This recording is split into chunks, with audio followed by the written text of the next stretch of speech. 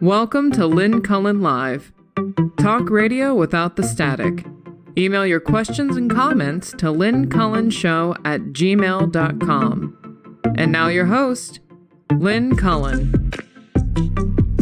And a good morning at you. It's, oh boy, it's November 2nd, 2023. Sunny day, blue skies here in Pittsburgh, Pennsylvania, which is, in and of itself is a reason for celebration. So, after yesterday's show, which I think I was pretty fired up, I'd like to hopefully ease back today. It being the last day of my week, I would do what I often do, which is a grab bag of all the stuff that I had intended to talk about that somehow never made the cut. All stories of interest. Gosh, guys. So I don't know where to start. There was some troubling piece in the New York Times front page about the Republicans around Trump, the folks who are still, with the guy, want him in the White House again, and increasingly are feeling that is a definite possibility. I don't think it should obviously be discounted. I guess if you forget that he's facing more criminal counts than were brought against Al Capone. I mean, this guy is an extraordinarily serial crook and traitor, grifter, and ad man, I think. And yet, an entire so-called political party of these United States is in thrall to him. And there was an interesting, I can't remember where I read it, but it was, it's from Romney's book, his memoir. And it's not as if we don't know this. We have talked about it, that so many of the spineless hominids known as congressional Republicans vote with Trump constantly because of fear. And it's not just fear of Trump and his wrath is putting something out on Truth Social, but it's fear of who will read what's on Truth Social and take it as a marching order. It's, of course, the base now of this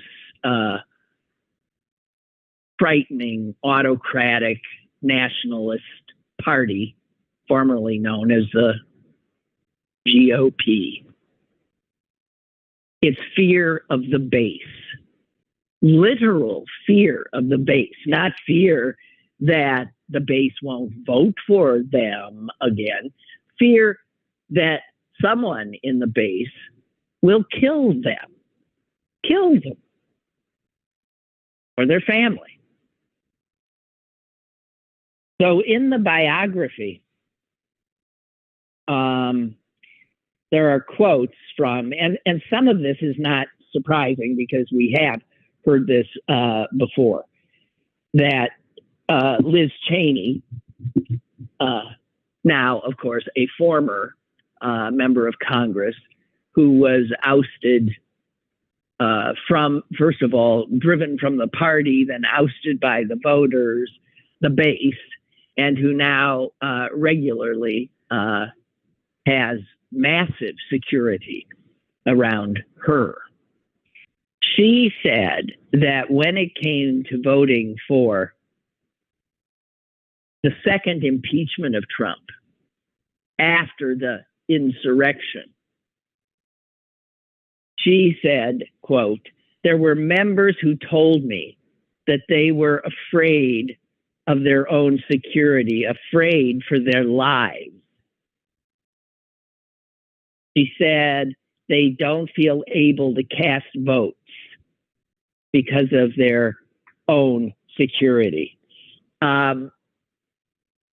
A number of Republican Congress people are now announcing they will not seek re-election, and a lot of them are sick of being afraid.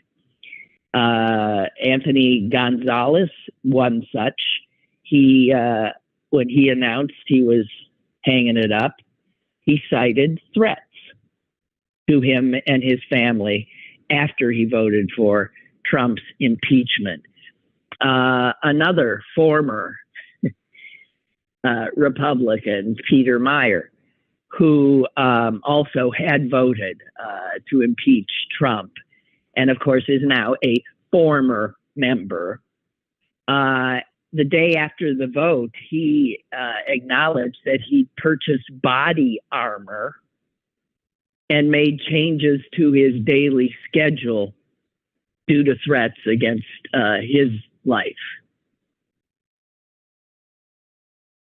And he said that of his colleagues in the grand old party who voted not to certify the election, even after the insurrection of January 6th, he said this of them: they knew in their heart of hearts that they should have voted to certify, but some had legitimate concerns about the safety of their families. They felt that a vote for certification would put their families in danger. Also quoted here is someone who is said to be the Republican majority leader of the Pennsylvania State Senate. I'm blanking on who that would have been. The majority leader of the Pennsylvania State Senate.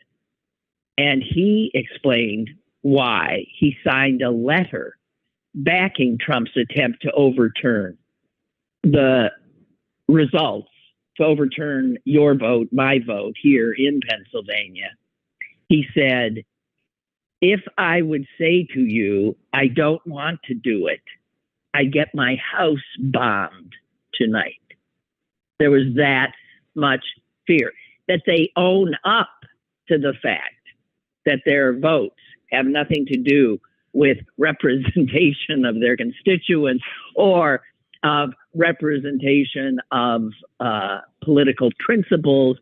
It has everything to do with fear for their lives.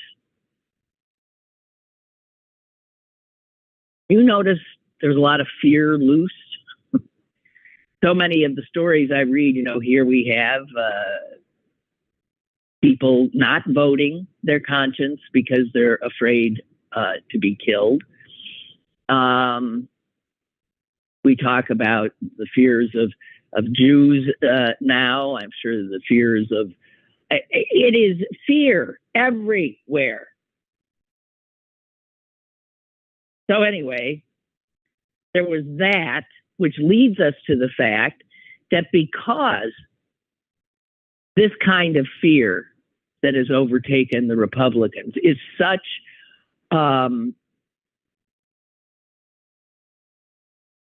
I don't know, it's impossible to assuage. Some are voting, are deciding just to, of course, leave the political arena and hope that keeps them alive. The people around Trump are, as I said, feeling optimistic that he could, in fact, regain the White House. And they are, according to the New York Times piece, they are meeting privately and constantly, and they're drawing up a list. And that list is who they would put in a new Trump administration into positions of true power. They are looking at lawyers who would, let's say, be willing to be a little more radical in their in their willingness to subvert the law. They want to make sure in the second Trump presidency that there is no doubt who controls the Justice Department, the FBI, and other agencies. And I think, when I was reading this, I was thinking, well, yeah, we know all this. But the thing that struck me was that this group that's deciding who the next bunch of traitors will be, the ones that will not say no to Trump, as some of the lawyers we've in his first term did, or chiefs of staff, giving him actual legal advice. The people now that are around Trump do not want any of what would be considered Republican lawyers with impeccable conservative credentials. They don't want them because they're seen as traditionalists. And it turns out that the Federalist Society, which is, of course, that, to me, arch conservative group that is by and large responsible for helping to pack the federal judiciary and the United States Supreme Court with ultra conservatives, that the Federalist Society is considered out of step with the Trumpian GOP. In other words, the Federalist Society is, I guess, too liberal. That blows me away. One of the guys who's still has close ties to Trump and who's probably part of this list gathering, a guy named Russell Vogt, he is quoted in the article as saying, the Federalist Society doesn't know what time it is. So there's a level of contempt for lawyers who, I don't know, aren't anti-democratic and autocratic enough. And it says here that two of the people who are leading this effort are two of the ones that we know to be just out and out fascists, Stephen Miller and John McEntee. And they say they are looking for, this blows me away, they are looking for a different type of lawyer, committed to an America First ideology and willing to endure the personal and professional risks of association with Donald Trump. So they want guys who are not scared of, I guess, being indicted, like, well, Sidney Powell, Rudy Giuliani. I mean, I can go on and on. Chesborough,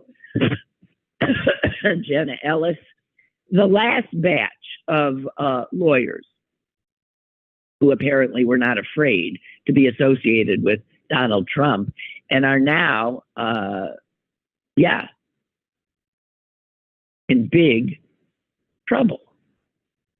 So they're looking for people who wouldn't care about that, and who'd be willing to serve in this new American autocracy that they have in mind. Whoa. Excuse me, I didn't know my voice was such a rumbly mess today. So, fear. Republicans are scared to death of being killed if they don't do Trump's bidding. I have a call. Okay, let's taking a call. Hello. Hello. Hi. Hey, Republicans they're lost in the desert. They see that slush, that water, and that's what they are. Trump will never be president again. That's it. He's done. And that's just a fact. Now, I'm not sure you could get another Republican in there, but that is a fact. He will not get in there. Another thing is, everybody sits there and worries about these polls, which are as fake as the Republican Party. They are done by the Republican Party. I read all kind of articles on it. This is fake polls coming out to gin up them people, and that's what they're doing. I'm not even sure if the Democrats are in so they could get people worried so they turn out their voters. So that all there, that poll thing, they can shove that clear up there where the sun don't shine, because that is bullshit. Don't even do a poll. The only poll that matters is one on election day. It tells it. I don't believe he'll ever get it. I think he's going to be in prison. He's going to be wearing a different kind of suit. You know, I really do think well, I hope you're right. Yeah, they're just living in the dream. For one thing, they don't have the issues on their side. None of the issues. So, I mean, abortion, all these things against them. Wait till it gets closer and the ads start coming out, and it's all going to turn around. And I'm not too concerned about it. Really, I'm not. I think we actually would want Trump to be the nominee because he'd be easy to knock out. The other ones like Nikki Haley or something. I don't know. But I think we probably could do because she don't have the issues on her side either. I just think you pissed off the lesbians and the gay community.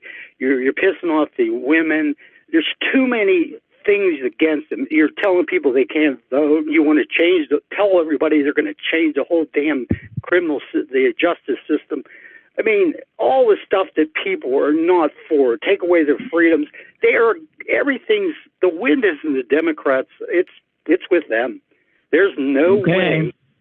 Yeah, I just don't. All right. And if it does happen, I see we going into a big civil war. Then I really do.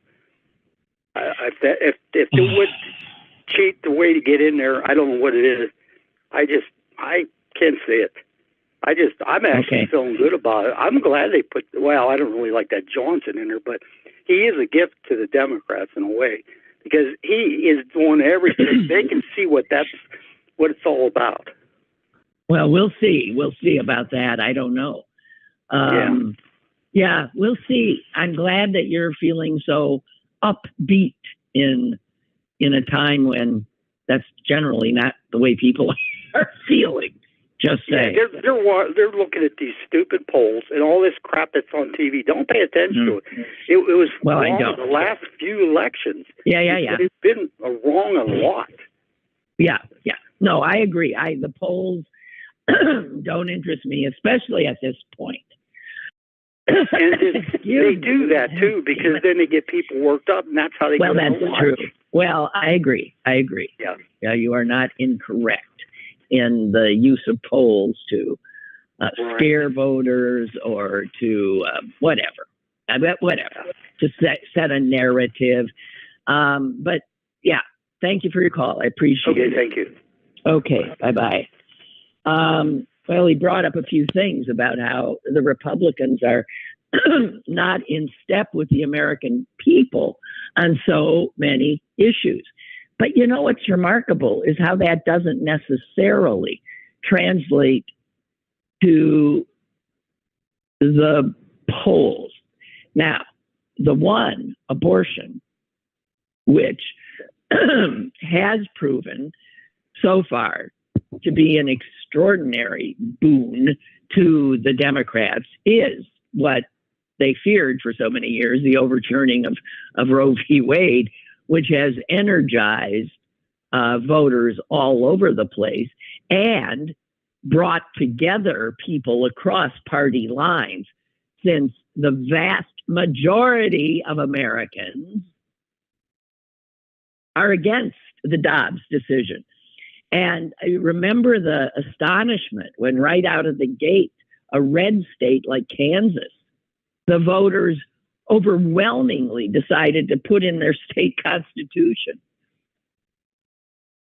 a measure that would make the right to a woman's for a woman to have an abortion a constitutional right in that state. And every time this issue has been on the ballot since Dobbs, it has been bad for the Republicans.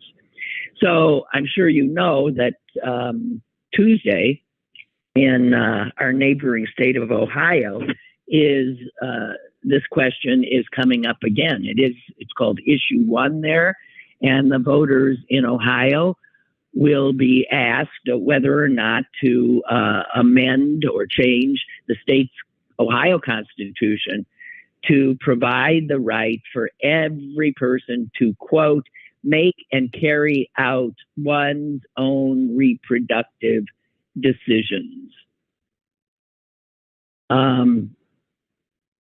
And the polls, the polls there show this,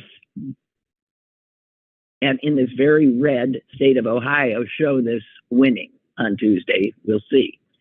The Republicans in Ohio, again, as I'm sure you know, have tried mightily to spread misinformation about this. First of all, to try to keep it off the ballot.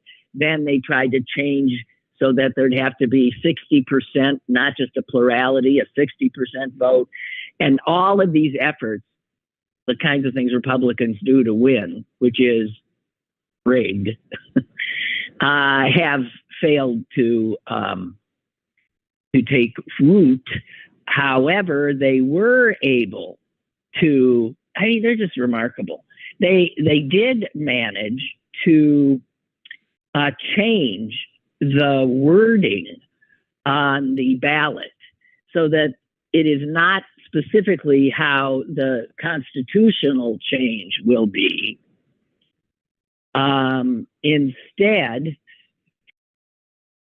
it's just a little language change they did, where the word fetus is used in the constitutional ballot, the amendment that they're voting on. The voters who go to the polls in Ohio will not see the word fetus. They will see the word unborn child. So it's stuff like they'll do anything. They don't miss a beat. I don't know. That's on Tuesday, and we'll see. The fact is since the Supreme Court overturned Roe, abortion rights have won. There have been six for six in elections, including in red states, where voters are allowed to vote directly on the issue: should abortion be available, and should a woman have the right to make her own decision, not the state having decision to make over her body. And abortion proponents in this country, 6 for 6. And tomorrow, Tuesday, we'll see if that'll be 7 for 7. It's not a winner for the Republicans. And any time actual issues come up, their own voters don't agree with them on a whole ton of stuff. And this is where the Democrats always fall short, and that they don't seem to make clear what voting for Republicans gets you, as opposed to voting for Democrats. Just two more little things that have been mentioned. I believe the caller mentioned our new Speaker of the House, Mike Johnson, who at the age of 25 managed to get custody of a 14-year-old boy. Again, I want that story. I need that story clarified, because I think something is very, very odd. Have you also heard that apparently he has no checking accounts, no savings accounts, no bank accounts in his or his wife's name? Where's their money? There's a lot of reporters digging, obviously, now, and coming up with this oddest stuff with this guy. So it's sort of interesting that Charles Blow, the columnist, wrote a piece in which he said, this guy, Mike Johnson, and he grew up practically next door to each other. Both come from Caddo Parish, Louisiana. Born there, raised there, generation after generation. And so Blow's picture of Mike Johnson is informed by knowing exactly where he comes from and the people who he represents.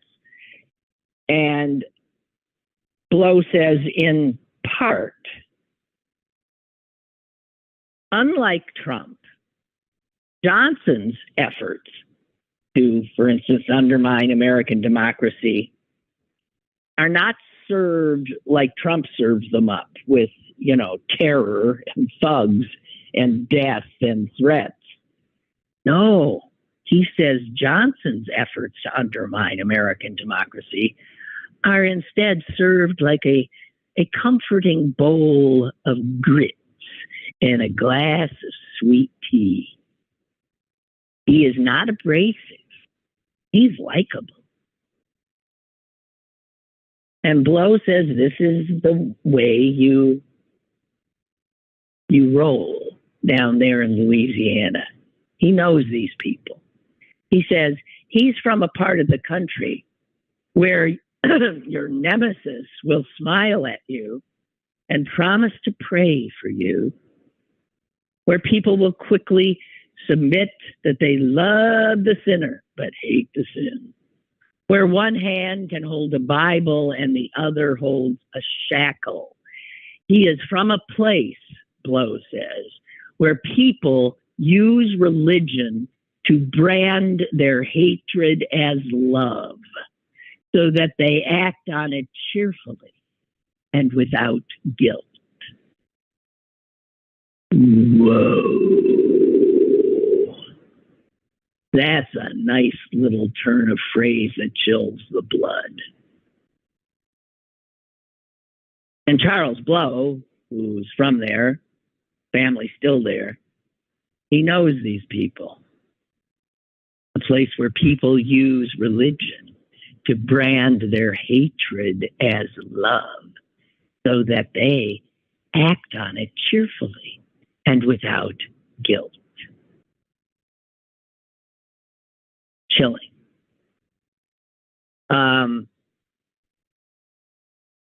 Peter Wehner, who writes for The Atlantic, said of this in the same manner, and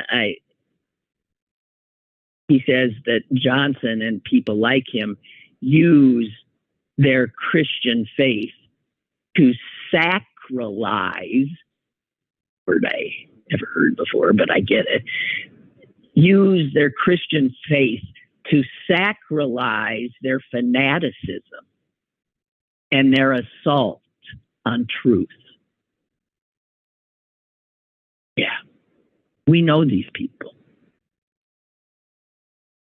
And Blow warns that Johnson is an example of what a lot of people truly fear. And that is the second wave of Trumpism without that glowering, absurd presence. Trumpism without Trump. Politicians who rise up in his wake, who come with the same desires as Trump, the same proclivities as Trump, but who present themselves in a more congenial and urbane package, who, if they're propelled by personal grievance, don't ever acknowledge that.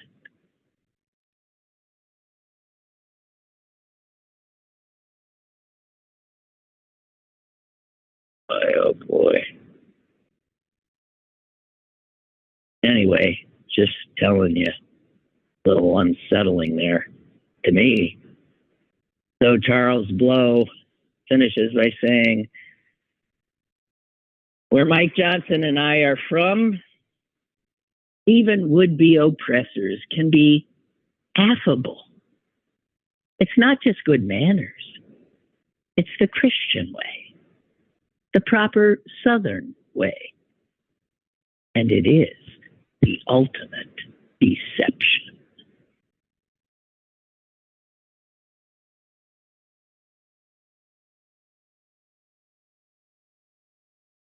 Boy, oh boy, oh boy. So I haven't said anything about this jerk, this Democratic congressman. Do you know his name? Dean Phillips. You heard of him?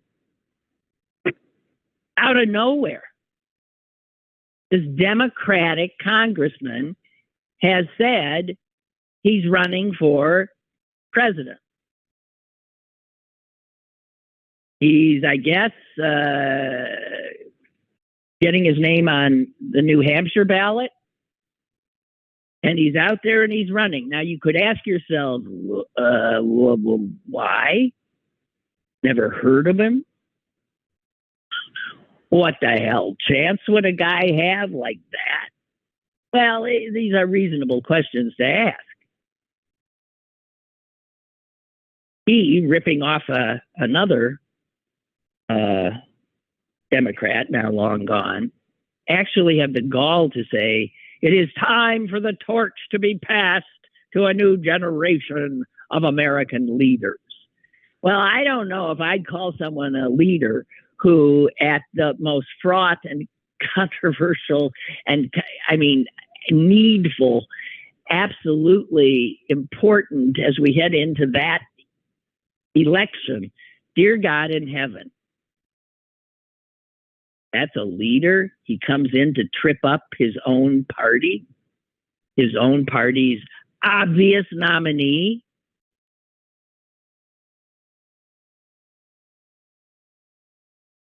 Phillips told reporters that he saw preventing Trump from winning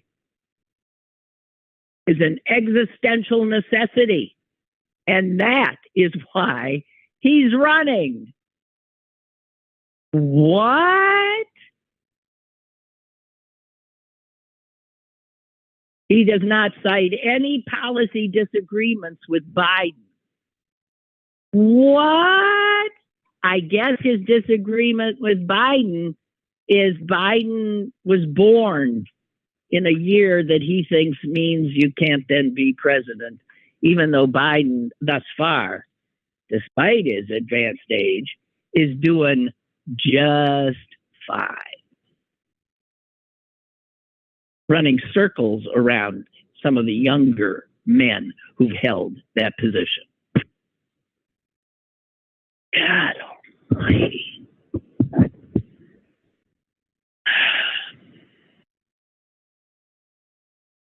Okay. You can tell I'm not coherent today, okay? It happens. Speaking of that, not speaking of that, whatever. See, this is what I mean. I'm absolutely, oh my God, I don't know what's wrong with me. I'm going to tack up little signs on the telephone poles in the neighborhood and a picture of my brain on it saying missing. God, hate that. I've got other stuff here, but some of it is just so. So depressing. Oh, here's one I actually agree with. No, I don't know. This is startling because I'm going to tell you about a law recently passed in the state of Florida that has to do with education that I actually agree with. How is that possible? I think they do stuff like this just to, mess with my head or something. I don't know. I'm sure that was the only reason. But there is a new Florida law that requires public schools to prohibit student cell phone use during class time.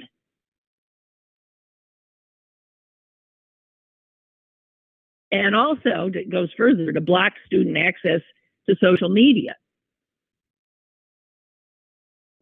And I saw that and I thought, yes! I mean, you mean in classrooms now that I was afraid this was possible, that kids, have maybe they don't even have to hide them. They have their phones on, in their laps and they're on their phones. They're not. I have to tell you, the first time after people started carrying around computers with them, laptops. It was a while ago. I admit it. This was a while ago, but I was asked to speak at a Ohio University in Cincinnati. I'm blanking on the name. And it was ridiculous. I was in a big auditorium. There are all these sullen looking students sitting there. And I was speaking and I'm looking out at this crowd and I'm getting pissed off. I'm used to speaking and engaging the people I'm speaking to. And they refused to be engaged. They had their heads down. Their heads were down, and I realized that they had computers. And I did not get the sense that they were busily, writing anything down that I'd said. No, they were just. And I got so annoyed. I thought it was so rude. This is how long ago this is, because no one would think twice about talking to a bunch of students now and seeing not their eyes looking at you, but their heads down. And it just seemed so incredibly disrespectful. And I said something. I said, I'd really like it if you would look, engage me. It's hard for me to talk to you when I'm looking at the top of your heads. And there was sort of, but a lot of them did. And they did listen maybe a little more after that. But that's gone by the boards now, I'm sure. It is beyond me that a student should be able to, when they're in a class, be, surfing around on the internet, sending TikToks out and Instagram. Of course, that should not be allowed. And I'm with them. There are not a lot. There are some individual districts who have done the same thing. I see here that the city I was just in Maine, South Portland, Maine, they've done the same kind of thing. And they've gone further. They banned all cell phone use throughout the day. Students come with them and they have to surrender them. Well, all hell is going loose. The teachers love it. I can understand that. And some of the students agree that it has changed things where this has been implemented. Where if you don't have your phone, you got to talk to each other. So even at lunch and at recess, the phones, they don't have them. This thing that they have constantly. And so in some ways, they're learning the old-fashioned art of interpersonal communication, face-to-face conversation, because it's different than texting.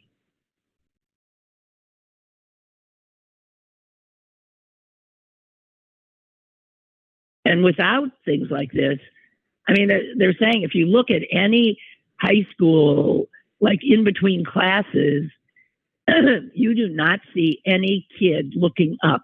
They are all walking down the hallways. They are, some of them, they're interacting in that way. Who knows?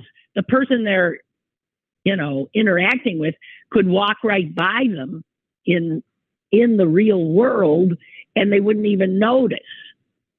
It's nuts.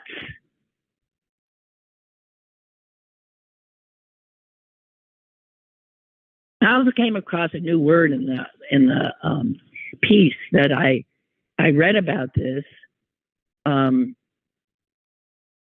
It said the ban on the cell phones has made the atmosphere at this one high school, has made the atmosphere more pastoral and more carceral. And I thought, what? I thought both words were a little odd. One, I sort of knew what it meant, pastoral, but carceral? I had to look it up, and it turns out it comes from the same root as incarceration. Carceral means prison-like. But the teachers in these schools say students seem more engaged, they're more talkative, they're more collaborative. And here's one 12th grader is quoted as saying, I don't know, it's helped people be who they are instead of who they are online. Isn't that bad? That there is this online world they live in where they present themselves in a certain manner. And if you take that away from them, you get more of the actual person, not this social media person. And here she is, one 8th grader who's just beside herself about this because she's never known. Think of this, a kid who has throughout her life, she's 13, throughout her life, she's had one of these things in her hand. And she's quoted as saying this: imagine that the device you use on a daily basis to communicate with other people is completely gone. It feels completely isolating. And I'm thinking, humanity communicated with each other for all of human history without those things. And we're now a few generations in to people who feel like they're imprisoned and cut off if all they have available to them is to engage each other in, three-dimensional reality. Really amazing. I got a caller? Good. Somebody else can fumble and mumble. Hello? Hi, Lynn. It's Beth. Hi, Beth. I was just calling. I completely agree with you as far as the cell phones in school. But here was an interesting story. A friend of mine is a superintendent of a school district in Pennsylvania.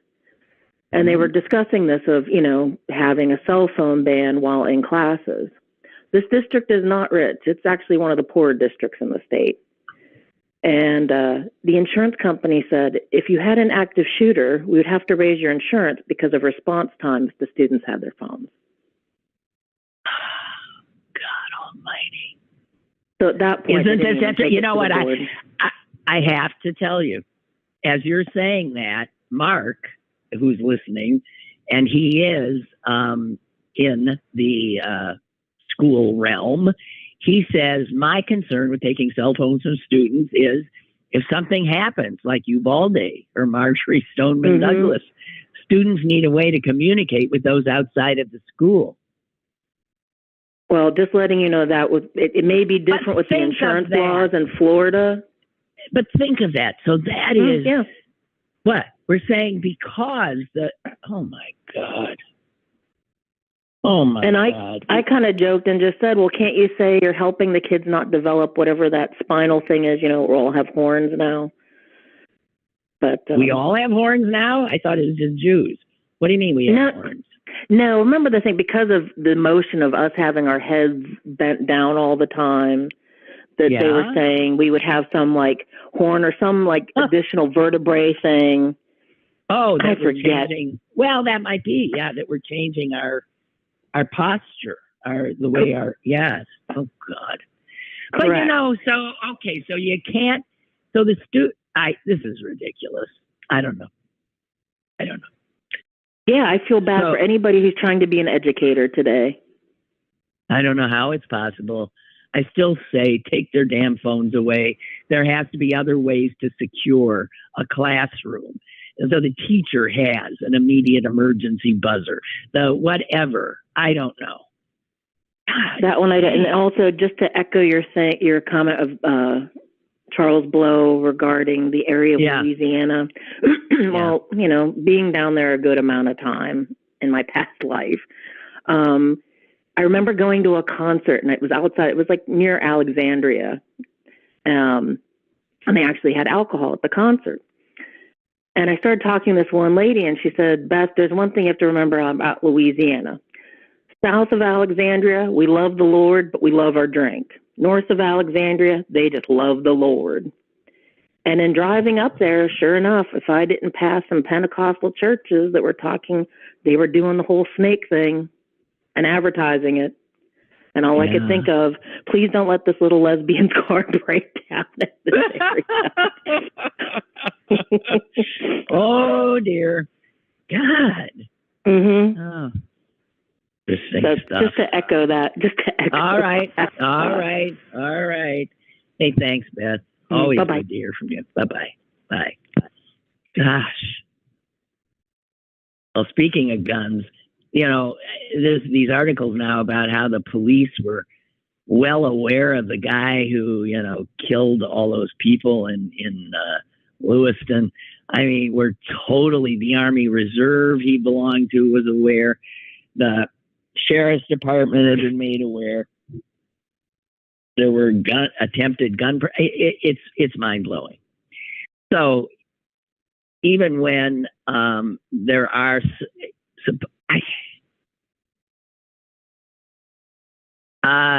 Little Tony writes, so the guy and his wife have no bank accounts in their name. That's what I'm reading. That sure sounds shady to me. Yeah, that's what I'm thinking. And he has a black son. Well, not quite. He didn't adopt him, too cumbersome or something. He just sort of took him in when the kid was just 9 years younger than him. You can't make it up. And yeah, Tony says, reminds me of Matt Gates. Yeah, Gates did a similar thing with a Cuban kid, right? They say they adopt them, but they don't. It's like, again, it's like the, Baltimore Raven or the guy in the movie, The Blind Side. Turns out he was never their son. They were using him.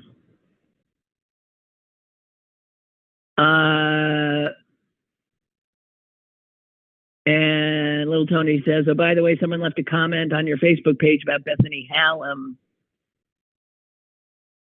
who is a county council person, and how Bethany is another Summer Lee when it comes to Israel. I voted by mail, couldn't bring myself to vote for her. I just left that spot blank. I voted for her. She's the progressives folk hero. I think she's just a classless big mouth.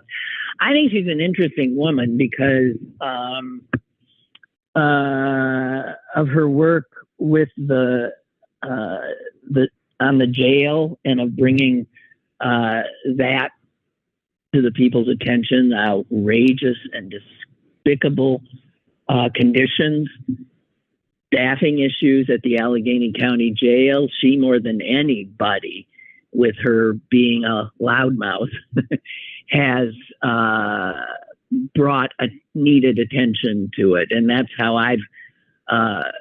why I had a positive image of her. The other thing is just her background, her story. I mean, she has served time.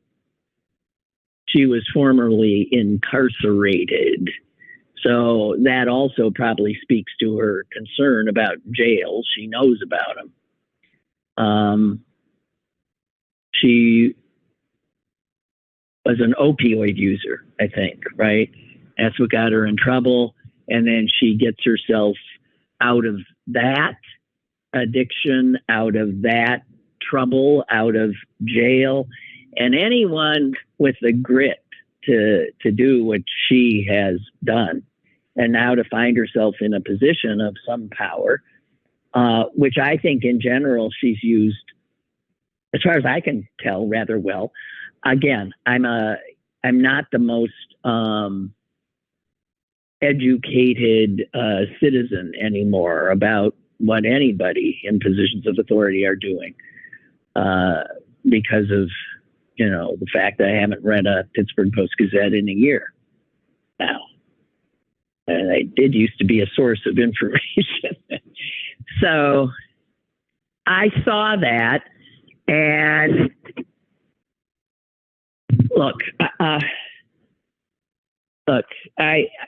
don't know what to say. I am taking, as I said, I feel an estrangement, and have for some time, from many of what I consider far left, and some of how they've pulled.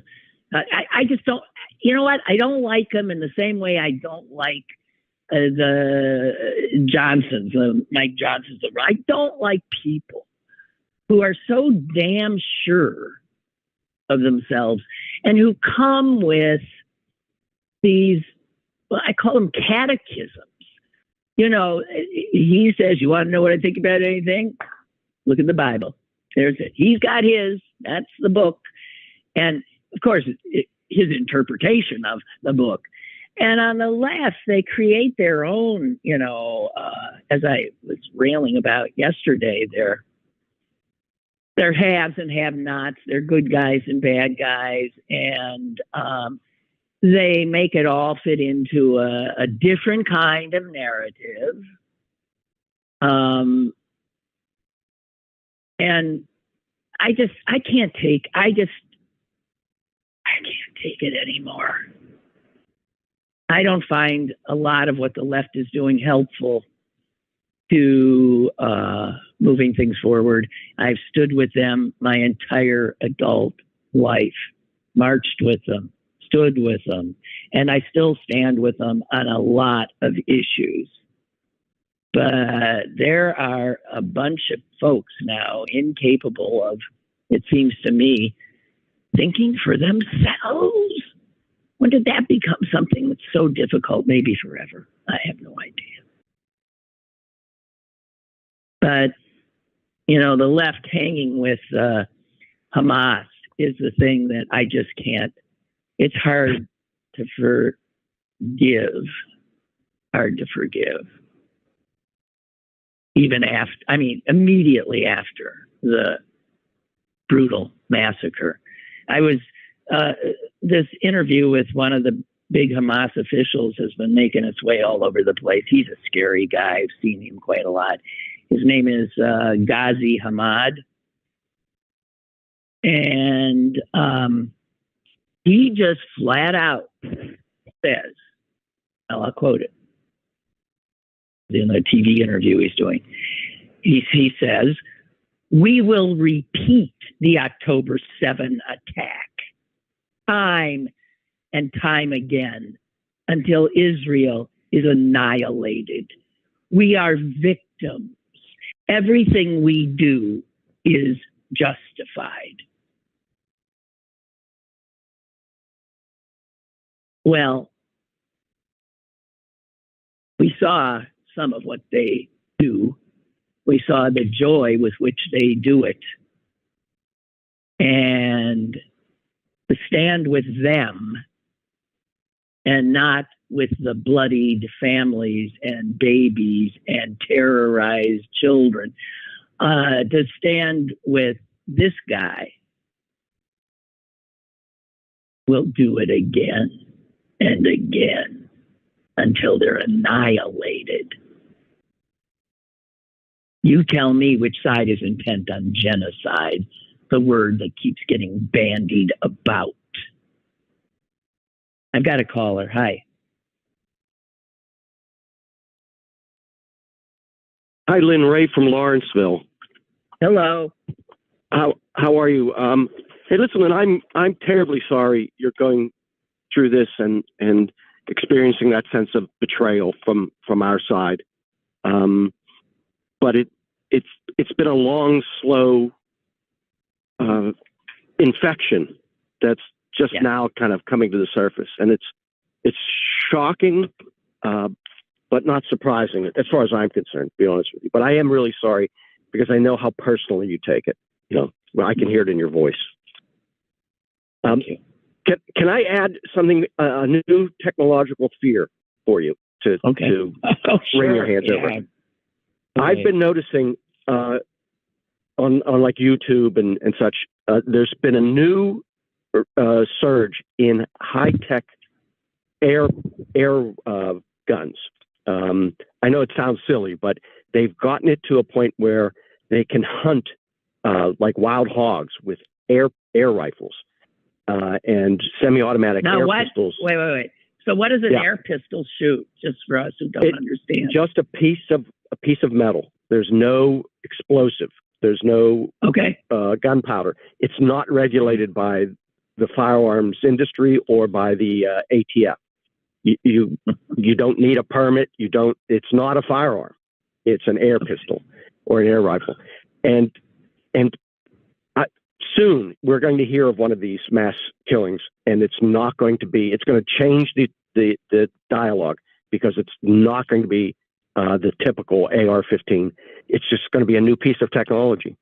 So But can these things fire rapidly like a? Oh my, yes, and with no recoil and almost no sound. It's frightening. It's frightening. One of them holds 19 rounds, and the fellow shot it boom, boom, boom, boom, boom, and it went through plywood and through ballistic gel. Stunning, and all it is compressed air. Wow. We cannot legislate people's insanity. They are going to find a way to get around it, the legislation. You know, the technologies are exponentially growing, and the communication now. So maybe somebody in some backwaters figured something out. No one would ever know it, but now he puts it on YouTube, and suddenly it circulates and circulates and circulates. So. Isn't that wonderful? I'm telling you, it's a democratization of everything, the internet. Right. And every lunatic can have his day. Yeah. Yes, indeed. Hey, Lynn, listen, have a good weekend. I'm going to try. All right. Stay strong. Okay. Thanks for being here. All right. Thank you. Thank you. Bye-bye. Hey, and speaking of being there, let me just say again, and I'm going to have to keep peppering this.